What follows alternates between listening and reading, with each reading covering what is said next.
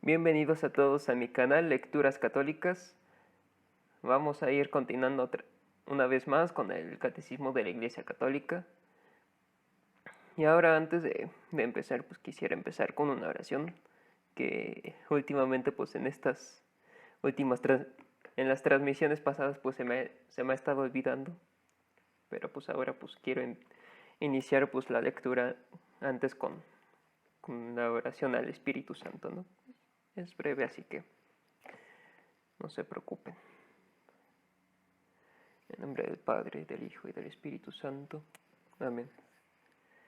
Ven, Espíritu Santo, llena los corazones de tus fieles y enciende en ellos el fuego de tu amor. Envía, Señor, tu Espíritu y todo será creado y renovarás la faz de la tierra. Oremos.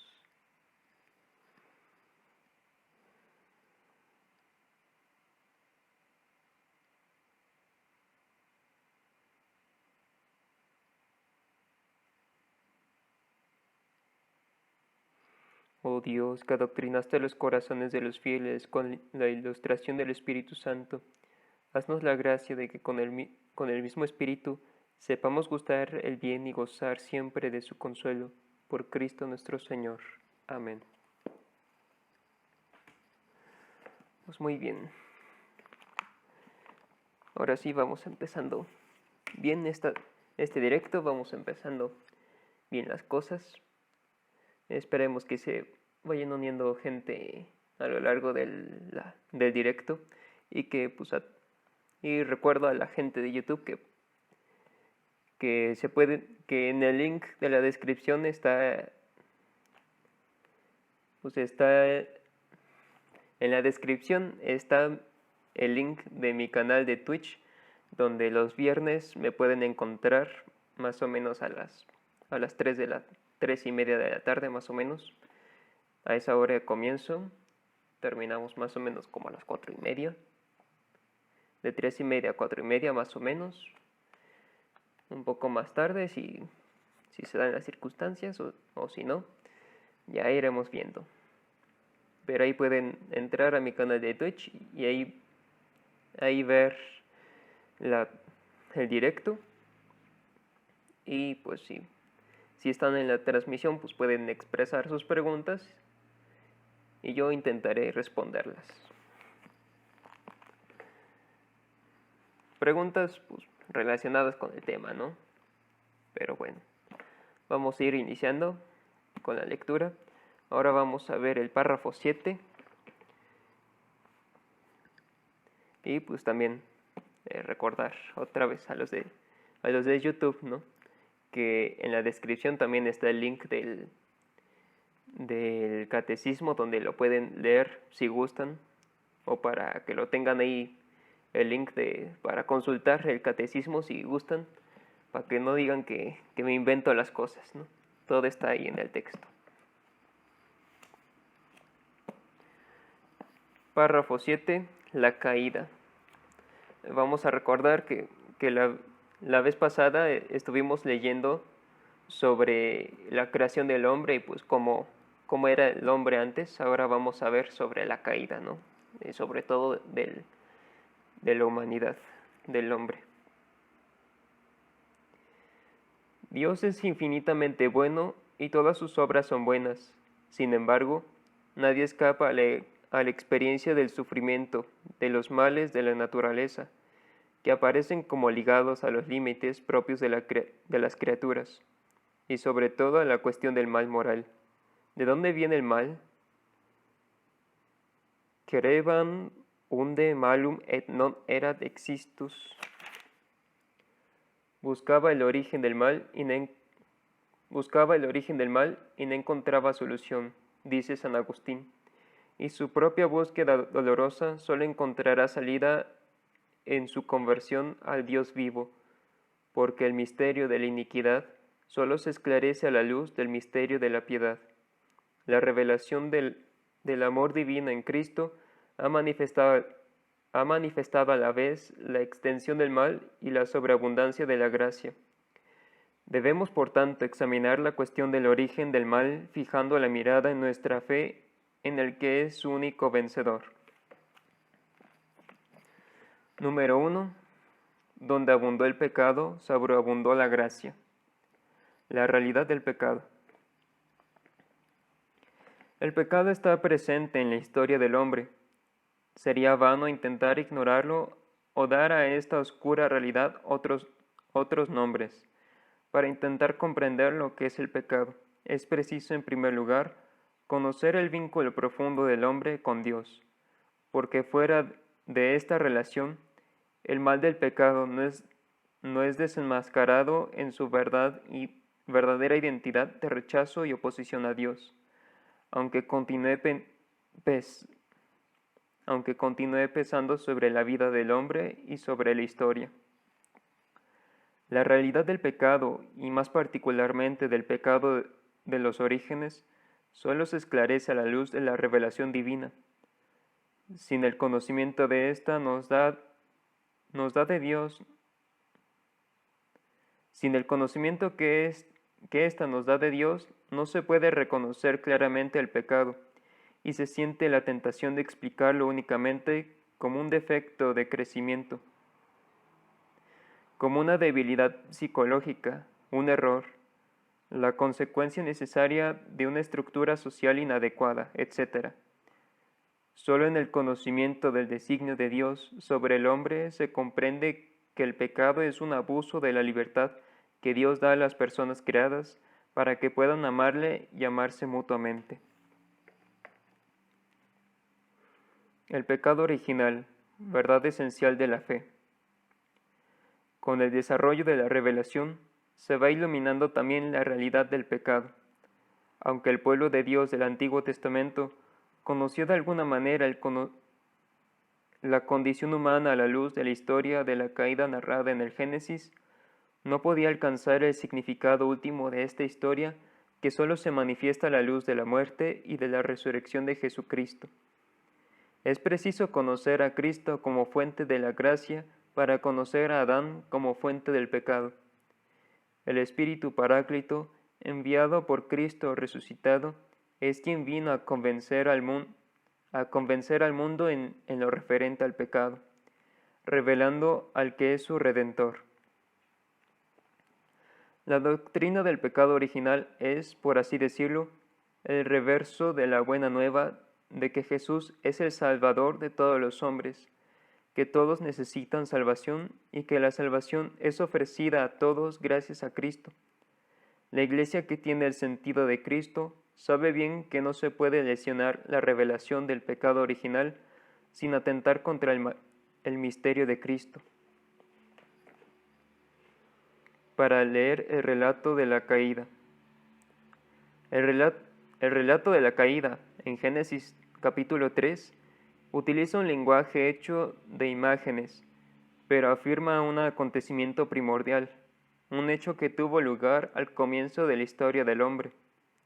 La revelación nos da la certeza de fe de que toda la historia humana está marcada por el pecado original, libremente cometido por nuestros primeros padres.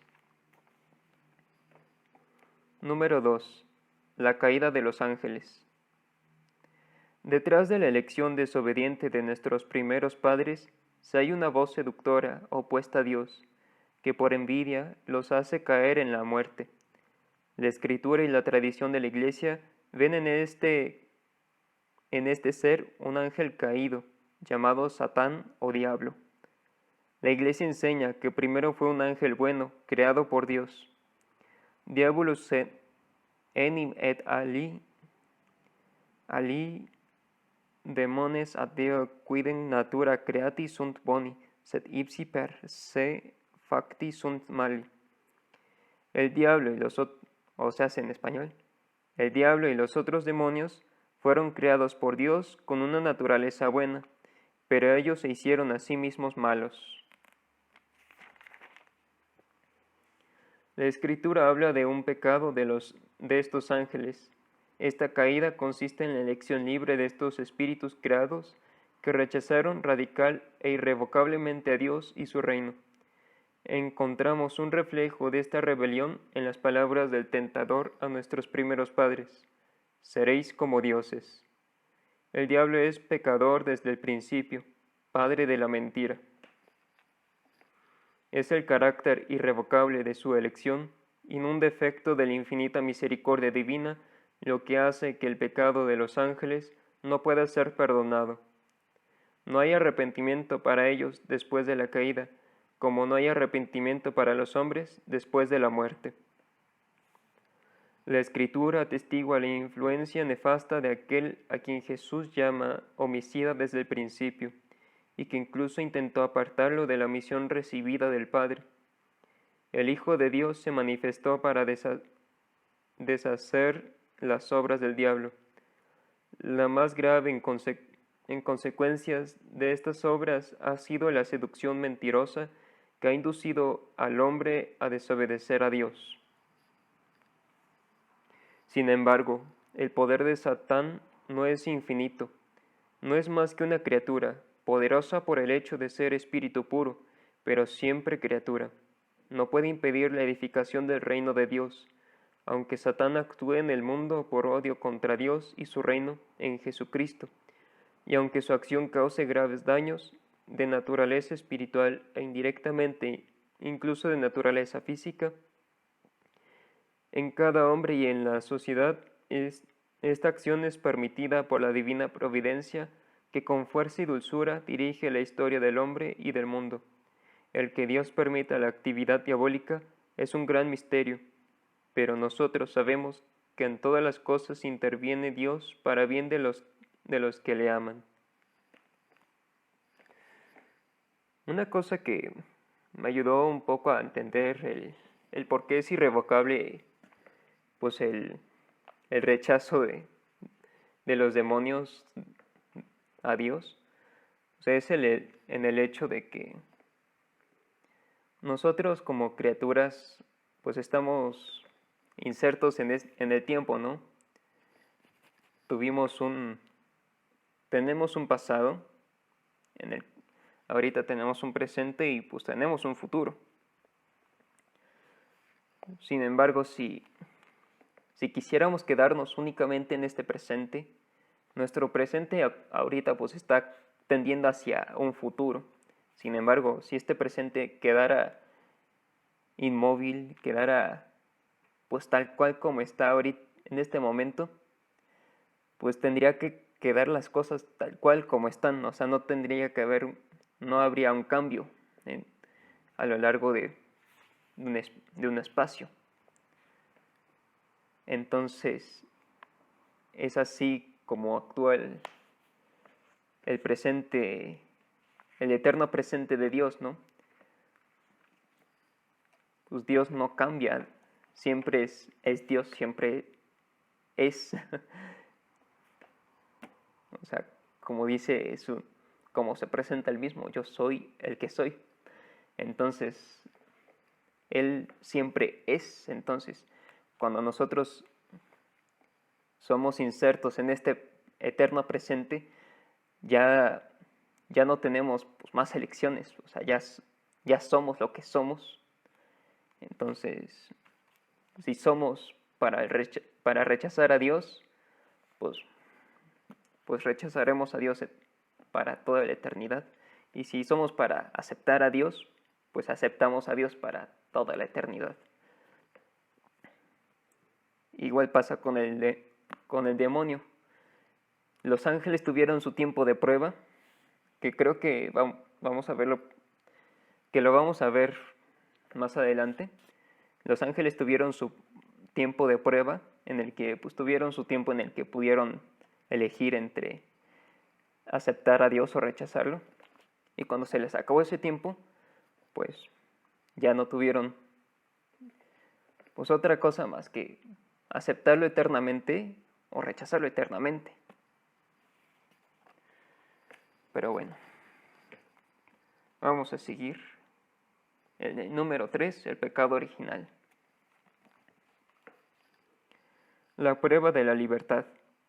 Dios creó al hombre a su imagen y lo estableció en su amistad, criatura espiritual. El hombre no puede vivir esta amistad más que en la forma de libre sumisión a Dios. Esto es lo que expresa la prohibición hecha al hombre de comer del árbol del conocimiento del bien y del mal. porque del día que comieses de él morirás sin remedio. El árbol del conocimiento del bien y del mal evoca simbólicamente el límite infranqueable que el hombre en cuanto criatura puede reconocer libremente y respetar con confianza. El hombre depende del Creador, está sometido a las leyes de la creación y a las normas morales que regulan el uso de la libertad. El primer pecado del hombre. El hombre tentado por el diablo dejó morir en su corazón la confianza hacia su Creador y abusando de su libertad desobedeció el mandamiento de Dios. En esto consistió el primer pecado del hombre. En adelante, todo pecado será una desobediencia a Dios y una falta de confianza en su bondad. En este pecado, el hombre se prefirió a sí mismo en lugar de Dios y por ello despreció a Dios. Hizo elección de sí mismo contra Dios, contra las exigencias de su estado de criatura y por tanto contra su propio bien. El hombre creado en un estado de santidad estaba destinado a ser plenamente divinizado por Dios en la gloria. Por la seducción del diablo quiso ser como Dios, pero sin Dios antes que Dios y no según Dios. La Escritura muestra las consecuencias dramáticas de esta primera desobediencia. Adán y Eva pierden inmediatamente la gracia de la santidad original. Tienen miedo de Dios, de quien han concebido una falsa imagen, la de un Dios celoso de sus prerrogativas. La armonía en la que se encontraban, establecida gracias a la justicia original, queda destruida. El dominio de las facultades espirituales del alma sobre el cuerpo se quiebra. La unión entre el hombre y la mujer es sometida a tensiones. Sus relaciones estarán marcadas por el deseo y el dominio. La armonía con la creación se rompe. La creación visible se hace para el hombre extraña y hostil. A causa del hombre, la creación es sometida a la servidumbre de la corrupción. Por fin, la consecuencia explícitamente anunciada para el caso de la desobediencia se realizará. El hombre volverá al polvo del que fue formado. La muerte hace su entrada en la historia de la humanidad. Desde este primer pecado, una verdadera invasión de pecado inunda el mundo. El fratricidio cometido por Caín en Abel, la corrupción universal a raíz del pecado. En la historia de Israel, el pecado se manifiesta frecuentemente, sobre todo, como una infidelidad al Dios de la alianza, como transgresión de la ley de Moisés, e incluso tras la redención de Cristo entre los cristianos, el pecado se manifiesta de múltiples maneras. La Escritura y la tradición de la Iglesia no cesan de recordar la presencia y la universalidad del pecado en la historia del hombre. Lo que la revelación divina nos enseña coincide con la misma experiencia, pues el hombre, al examinar su corazón, se descubre también inclinado al mal, e inmerso en muchos males que no puede proceder de su Creador, que es bueno.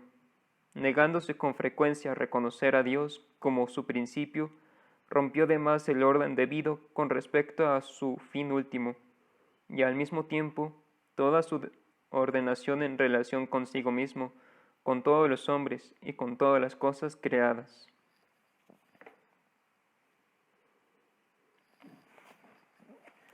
Lo que saco de aquí pues es de que el hombre es hecho bueno, el hombre es bueno, sin embargo, pues por esta herida del pecado tenemos esta inclinación como alguien que por causa de algún accidente o algún malestar, pues tiene cojera, ¿no? Como que antes pues el hombre pues estaba sano y podía caminar bien. Sin embargo, con este accidente o con este malestar que le da la cojera, pues ahora pues cojea, ¿no? Va caminando de punto y coma, ¿no? Decimos por acá. Y eso pues le pues le hace que no camine bien, que pueda irse para un lado, que pueda caerse. Sin embargo, pues eso no le imposibilita de levantarse, ¿no? Y como dice aquí, pues la consecuencia de este pecado original, pues es la de, pues, pues se quiebra,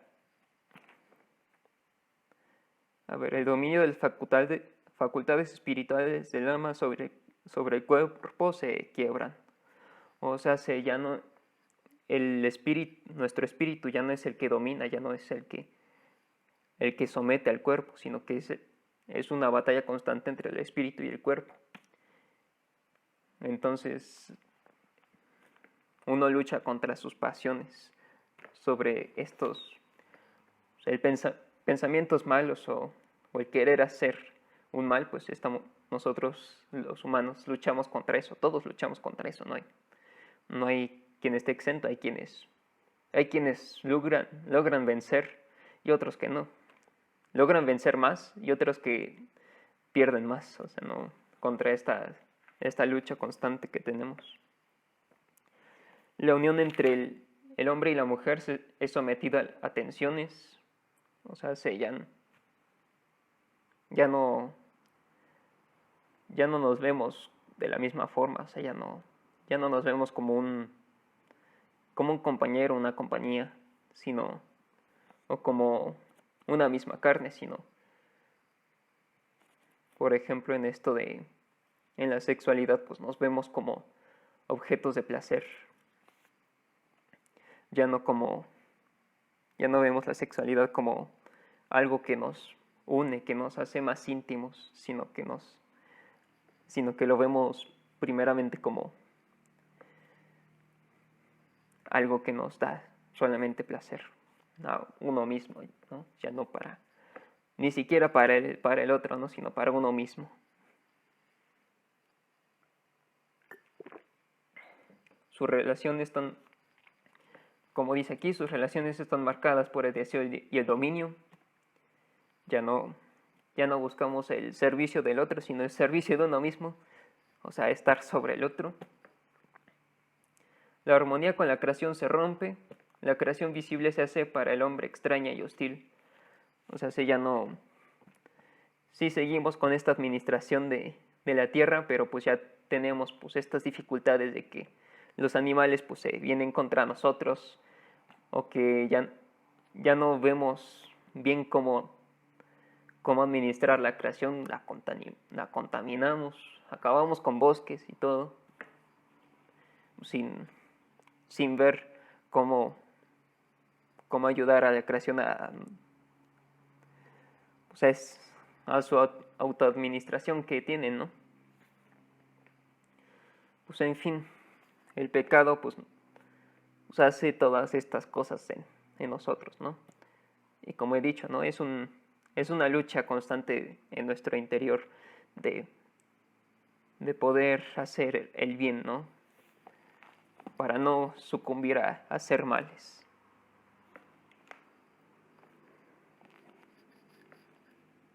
Consecuencias del pecado de Adán para la humanidad. Todos los hombres están implicados en el pecado de Adán. San Pablo lo afirma: por la desobediencia de un solo hombre, todos fueron constituidos pecadores. Como por un solo hombre entró el pecado en el mundo, y por el pecado la muerte, y así la muerte alcanzó a todos los hombres, y por cuanto todos pecaron. A la universalidad del pecado y de la muerte, el apóstol opone la universalidad de la salvación en Cristo. Como el delito de uno solo atrajo sobre todos los hombres la condenación, así también la obra de justicia de uno solo, la de Cristo, procura a todos una justificación que da la vida. Siguiendo a San Pablo, la Iglesia ha enseñado siempre que la inmensa miseria que oprime a los hombres y su inclinación al mal y a la muerte no son comprensibles sin su conexión con el pecado de Adán y con el hecho de que nos ha transmitido un pecado con el que todos nacemos afectados y que es muerte del alma. Por esta certeza de fe, la Iglesia concede el bautismo para la remisión de los pecados, incluso a los niños que no han cometido pecado personal. ¿Cómo el pecado de Adán vino a ser el pecado de todos sus descendientes? Todo el género humano es un Adán, sicut unum corpus unius hominis, o sea, en español, como el cuerpo único de un único hombre. Por esta unidad del género humano, todos los hombres están implicados en el pecado de Adán, como todos están implicados en la justicia de Cristo. Sin embargo, la transmisión del pecado original es un misterio que no podemos comprender plenamente. Pero sabemos por la revelación de Adán, por la revelación que Adán había recibido la santidad y la justicia originales, no para él solo, sino para toda la naturaleza humana. Cediendo al tentador, Adán y Eva cometen un pecado personal, pero este pecado afecta a la naturaleza humana, que transmitirán en un estado caído. Es un pecado que será transmitido por propagación a toda la humanidad, es decir, por la transmisión de una naturaleza humana privada de la santidad y de la justicia originales.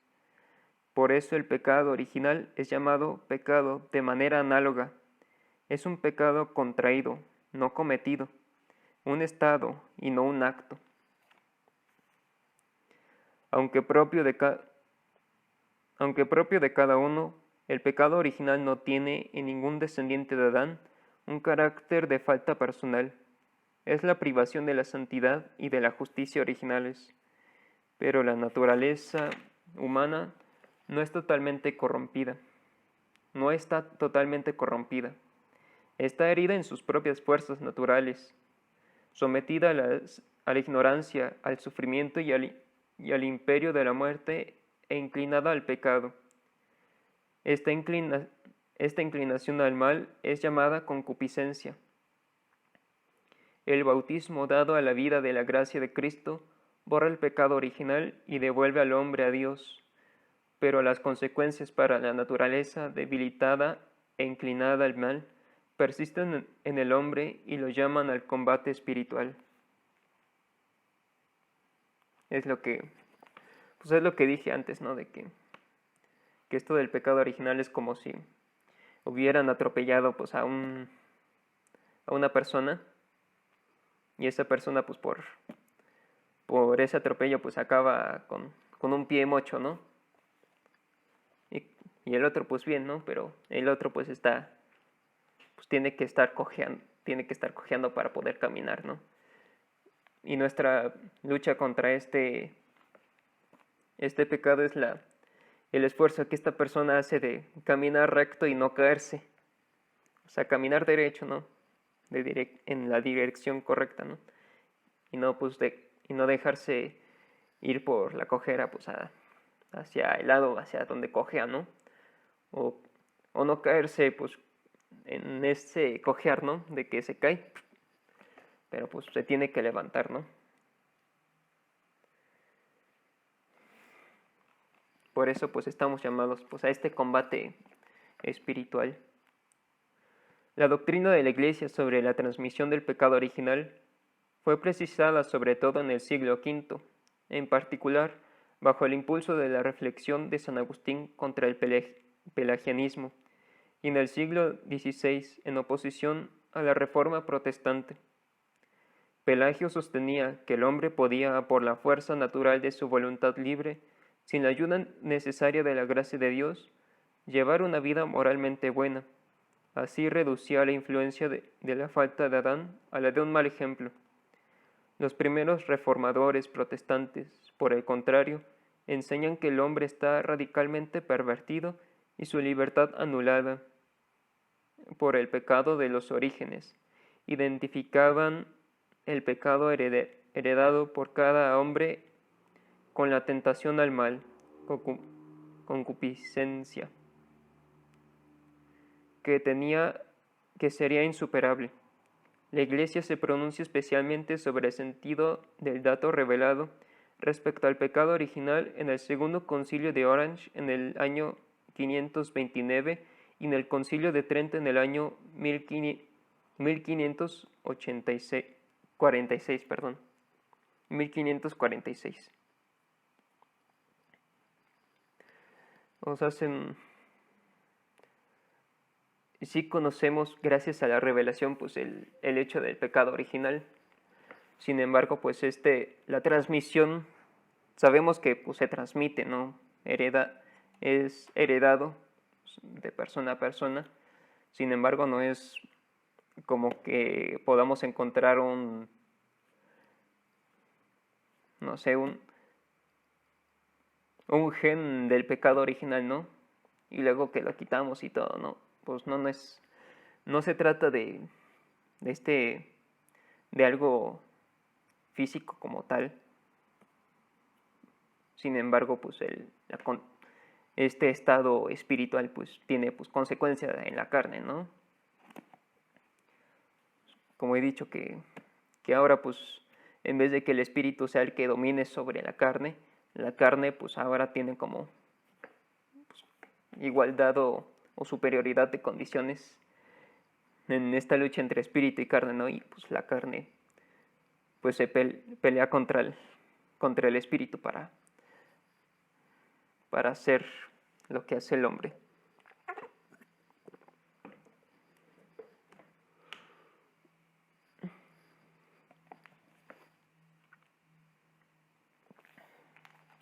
Un duro combate. La doctrina sobre el pecado original, vinculada a la de la redención de Cristo, proporciona una mirada de discernimiento lúcido sobre la situación del hombre y de su obrar en el mundo. Por el pecado de los primeros padres, el diablo adquirió un cierto dominio sobre el hombre, aunque éste permanezca libre. El pecado original entraña la servidumbre bajo el poder del que poseía el imperio de la muerte, es decir, del diablo. Ignorar que el hombre posee una naturaleza herida, inclinada al mal, da lugar a graves errores en el dominio de la educación, de la política, de la acción social y de las costumbres. Las consecuencias del pecado original y de todos los pecados personales de los hombres confieren al mundo en su conjunto una condición pecadora que puede ser designada con la expresión de San Juan, el pecado del mundo.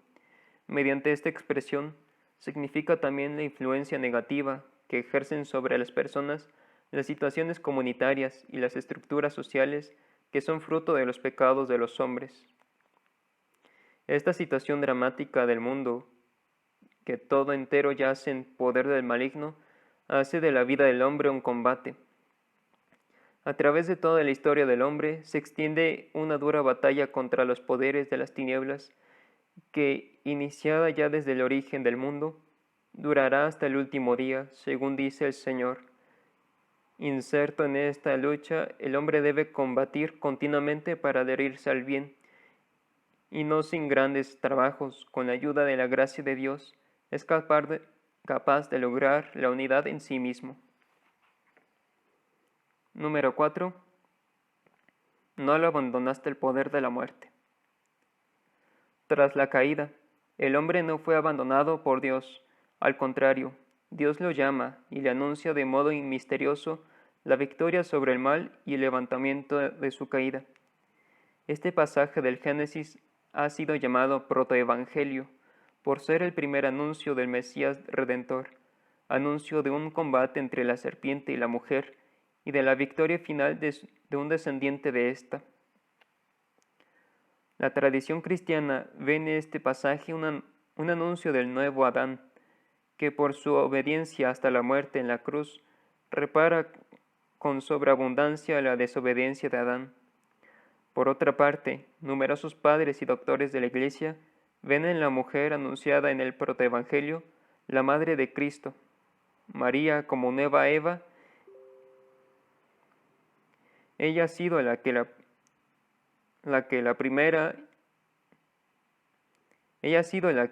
primera y de una manera única se benefició de la victoria sobre el pecado alcanzada por Cristo.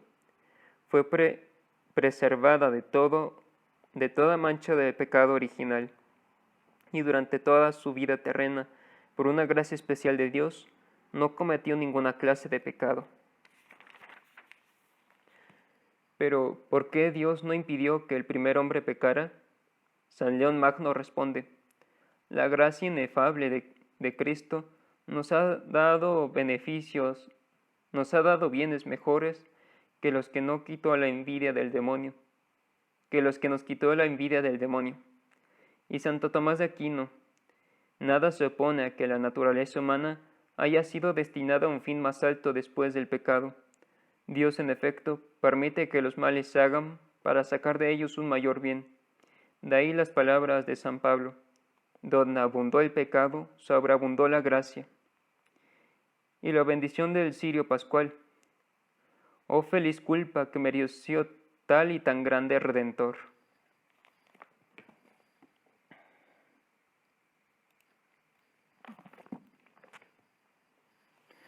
Resumen: no fue Dios quien hizo la muerte, ni se recrea en la destrucción de los vivientes. Por envidia del diablo entró la muerte en el mundo. Satanás o el diablo y los otros demonios son ángeles caídos.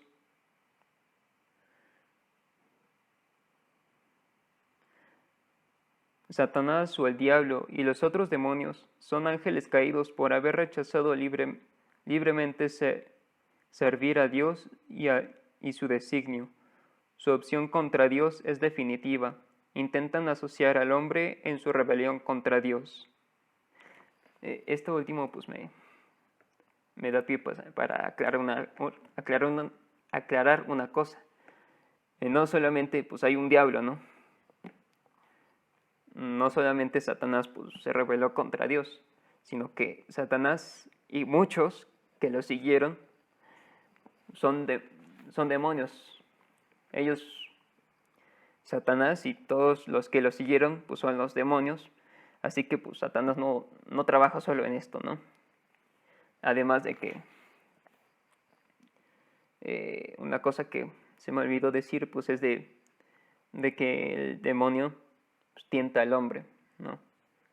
O sea, ya de por sí de que pues tenemos la concupiscencia contra nosotros en nuestro propio ser, pues ahí tenemos al demonio que nos atosiga con sus tentaciones, ¿no? Y luego están pues las estructuras sociales o las estructuras del mundo en la que pues se hace no solamente el pecado pues uno personal, sino que se hace el pecado pues de una forma institucional, por así decirlo, ¿no? O sea, hace que se favorece el pecado en la sociedad.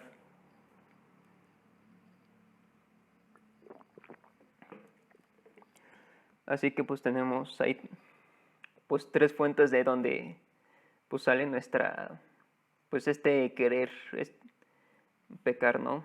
Primeramente del diablo que nos tienta, pues nuestra carne que se inclina al pecado y el mundo, este espíritu antivalores, pues contra la santidad que rige el mundo, pues nos pone más en este peligro, ¿no? Sin embargo, pues como ya dijo el texto, ¿no? Que no estamos solos pues en esta batalla, ¿no? Sino que Dios nos apoya con su gracia, ¿no? Y como ya lo dijo el texto otra vez, pues el demonio pues no tiene poder infinito. Dios es el que tiene el poder infinito, ¿no? Estas tres fuentes no siguen siendo parte de la criatura, ¿no? De criaturas que son finitas, no tienen un límite. Sí, poderoso el demonio, nuestra carne, tiene cierto poder nuestra carne y pues y el mundo también. Pero pues Dios tiene todo el poder, o sea, es el que sabe manejar todas estas cosas. Constituido por Dios en la justicia, el hombre, sin embargo, persuadido por el maligno, abusó de su libertad desde el comienzo de la historia, levantándose contra Dios e intentando alcanzar su propio fin al margen de Dios. Es la constante tentación de ser dioses sin Dios. Por su pecado, Adán, en cuanto primer hombre, perdió la santidad y la justicia originales que había recibido de Dios, no solamente para él, sino para todos los hombres, sino para todos los humanos, perdón. Adán y Eva transmitieron a su descendencia la naturaleza humana herida por su primer pecado, privada por tanto de la santidad y la justicia originales. Esta privación se llama pecado original. Como consecuencia del pecado original, la naturaleza humana quedó debilitada en sus fuerzas, sometida a la ignorancia, al sufrimiento y al dominio de la muerte, e inclinada al pecado, inclinación llamada concupiscencia. Mantenemos pues, siguiendo el Concilio de Trento, que el pecado original se transmite juntamente con la naturaleza humana, por propagación, no por imitación, y que se halla como propio en cada uno. La victoria sobre el pecado obtenida por Cristo nos ha dado bienes mejores que los que nos quitó el pecado. Donde abundó el pecado, sobreabundó la gracia. Los fieles cristianos creen que el mundo ha sido creado y conservado por el amor del Creador, colocado ciertamente bajo la esclavitud del pecado, pero liberado por Cristo crucificado y resucitado una vez que fue quebrantado el poder del maligno. Capítulo 2. Creo en Jesucristo, Hijo único de Dios. La buena nueva, Dios ha enviado a su Hijo. Pero al llegar la plenitud de los tiempos, envió Dios a su Hijo nacido de mujer, nacido bajo la ley, para rescatar a los que se hallaban bajo la ley, y para que recibiéramos la filiación adoptiva. He aquí la buena nueva de Jesucristo, Hijo de Dios. Dios ha visitado a su pueblo, ha cumplido las promesas hechas a Abraham y a su descendencia, lo ha hecho más allá de toda expectativa. Él ha enviado a su Hijo amado. Nosotros creemos y confesamos que Jesús de Nazaret, nacido judío de una hija de Israel en Belén en el tiempo de Herodes el Grande y el emperador César Augusto I, de oficio carpintero, muerto, crucificado en Jerusalén, bajo el poder de Poncio Pilato, durante el reinado del emperador Tiberio, es el Hijo eterno de Dios, hecho hombre, que ha salido de Dios, bajó del cielo, ha venido en carne, porque la palabra se hizo carne y puso su morada entre nosotros, y hemos visto su gloria, gloria que recibe del Padre como Hijo único, lleno de gracia y de verdad, pues de su plenitud hemos recibido todos, y gracia por gracia. Movidos por la gracia del Espíritu Santo y atraídos por el Padre, nosotros creemos y confesamos a propósito de Jesús: tú eres el Cristo, el Hijo de Dios vivo. Sobre la roca de esta fe, confesada por Pedro, Cristo ha construido su iglesia.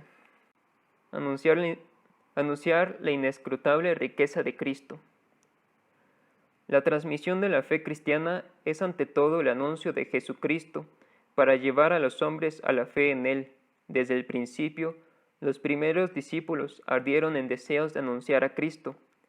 No podemos nosotros dejar de hablar de lo que hemos visto y oído, y ellos mismos invitan a los hombres de todos los tiempos a entrar en la alegría de su comunión con Cristo. Lo que existía desde el principio lo hemos oído, lo que hemos visto con nuestros ojos, lo que contemplamos y tocaron nuestras manos acerca de la palabra de vida, pues la vida se manifestó y nosotros la hemos visto y damos testimonio y os anunciamos la vida eterna, que estaba con el Padre y se nos manifestó. Lo que hemos visto y oído os lo anunciamos, para que también vosotros estéis en comunión con nosotros. Y nosotros estamos en comunión con el Padre y con su Hijo Jesucristo. Os escribimos esto para que vuestro gozo sea completo. Bueno, como dice pues aquí el catecismo, pues dio varios datos históricos, ¿no? Entonces creemos que Jesús pues es una persona real que existió, bueno, que pasó aquí en la tierra pues un tiempo específico, ¿no? porque pues existe, ¿no? Jesús y sigue siendo pues hombre, completamente Dios, pues en el cielo, ¿no? Porque Él ascendió a los cielos, ¿no? En el centro de la catequesis, Cristo. En el centro de la catequesis encontramos esencialmente una persona, la de Jesús de Nazaret, unigénito del Padre, que ha sufrido ya y ha muerto por nosotros, y que ahora, resucitado, vive para siempre con nosotros. Catequizar es descubrir en la persona de Cristo el designio eterno de Dios. Se trata de procurar comprender el significado de los gestos y de las palabras de Cristo, los signos realizados por Él mismo. El fin de la catequesis, conducir a la comunión con Jesucristo. Solo Él puede conducirnos al amor del Padre en el Espíritu y hacernos partícipes de la vida de la Santísima Trinidad.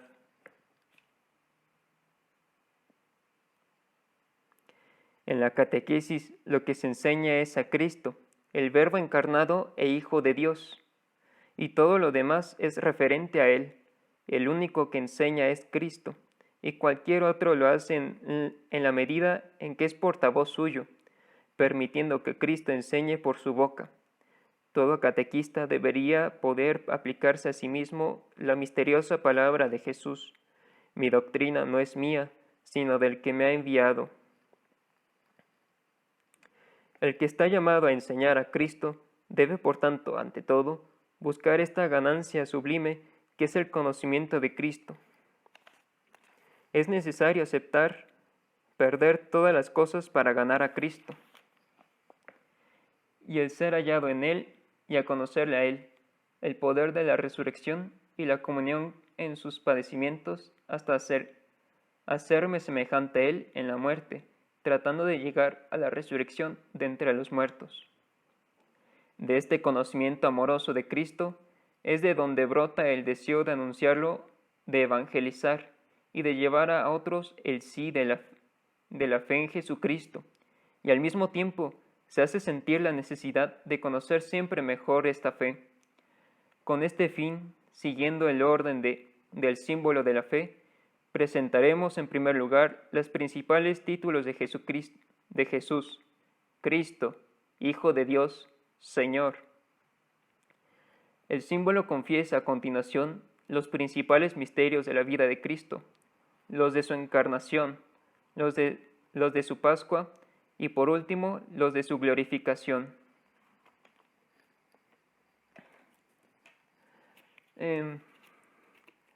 Yo le voy a dejar aquí porque pues ya se me está cansando la garganta de tanto hablar.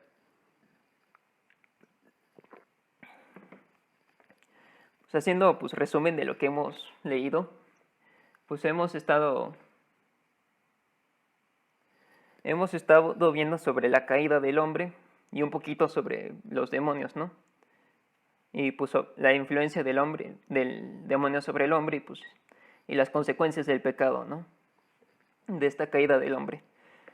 Y ahorita pues acabamos de leer pues la introducción al segundo capítulo, que es referente a Jesucristo, lo que habla el credo sobre Jesús. Y pues la próxima semana pues seguiremos leyendo, ¿no? El siguiente será el artículo 2, y en Jesucristo, su único Hijo, nuestro Señor, ¿no? Pues, si ¿a quién te refieres a qué personas les recomiendo que rece? Pues a todos les recomiendo rezar. A todas las personas les recomiendo rezar en la noche antes de dormir, ¿no? Si usted es creyente, ¿no? No, por lo que veo, pues no sé si no conozco a Santa Roca, espero que sí sea una santa canonizada por la Iglesia Católica, pero pues si usted es de alguna secta o alguna otra confesión cristiana, pues bienvenido sea. Este es contenido para todos, no solamente para católicos, obviamente. Si usted desea pues conocer sobre lo que creemos los católicos, pues está bien, ¿no? Si usted es católico, pues le invito a conocer su fe católica, ¿no? Y pues a quién, a qué persona o santo, a qué santo, a qué Dios recomiendo rezar, pues les recomiendo rezar a Jesús mismo, ¿no? a, a Dios Todopoderoso, ¿no? Porque pues sí, puedes rezar a tu santo de devoción si quieres, pero siempre en mente de que el santo no te va a hacer favores. O sea, el único favor que te va a hacer es el de interceder por ti, ¿no? Pero el que tiene la última palabra de que si te va a hacer el favor o no de algún milagro o alguna virtud que quieres fortalecer o alguna cosa que necesites, pues el que te lo va a hacer va a ser Dios, ¿no? No va a ser la Santa Ruca, ¿no? Pues poniendo de ejemplo, ¿no? A la Santa. Los santos no son los que pues, hacen los milagros, ¿no? Te alcanzan de Dios el milagro, pero no son los santos los que te dan el milagro. Sí, le puedes decir, gracias a San Judas Tadeo, pues tuve de Dios pues este milagro o este favor, ¿no? Pero no podemos decir, San Judas me hizo el milagro, ¿no? No te confundas, no soy padre, soy laico, ¿no? Yo nada más transmito lo que se me da, ¿no? A mí, pues puedes decirme hermano si quieres, ¿no? Pero no soy padre, ¿no? Pero bueno, le vamos a dejar por aquí. Recuerdo a los de YouTube que en la descripción tienen el link de mi canal de Twitch y también de la lectura que estamos siguiendo, que es el Catecismo de la Iglesia Católica. En la página del Vaticano pues se encuentra pues esa lectura y pues también pues si me cachan aquí en transmisión de Twitch pues pueden expresar sus preguntas en el chat. Recomiendo por favor que sean referentes al tema para no desviarme tanto de la lectura, ¿no? Sí, voy a responder pues preguntas pues brevemente, ¿no? De algún otro tema que si la providencia en este caso que me preguntaron, pues le leí un poquito, ¿no? De lo que leímos antes, pero pues no voy a profundizar tanto en eso, ¿no? Y pues si gustan ver las lecturas pasadas, pues ahí en el canal de Twitch, de YouTube, perdón, a los de Twitch. En el canal de YouTube pueden ver las lecturas pasadas. Ahí pueden ver lo que ya hemos leído sobre el catecismo. Y pues nada más vamos a dar gracias a Dios por este momento, por estas personas que llegaron para conocer a nuestro Señor, para conocer las realidades en las que vivimos. Y pues rezando pues con la oración de nuestro Señor Jesucristo, ¿no? Padre nuestro que estás en el cielo, santificado sea tu nombre. Venga a nosotros tu reino. Hágase tu voluntad en la tierra como en el cielo. Danos hoy nuestro pan de cada día. Perdona nuestras ofensas, como también nosotros perdonamos a los que nos ofenden. No nos dejes caer en la tentación, y líbranos del mal. Amén. En nombre del Padre, del Hijo y del Espíritu Santo. Amén. Pues bueno, nos estamos viendo en la próxima semana, si no pasa nada más. Y bueno, nos estamos viendo. Bye.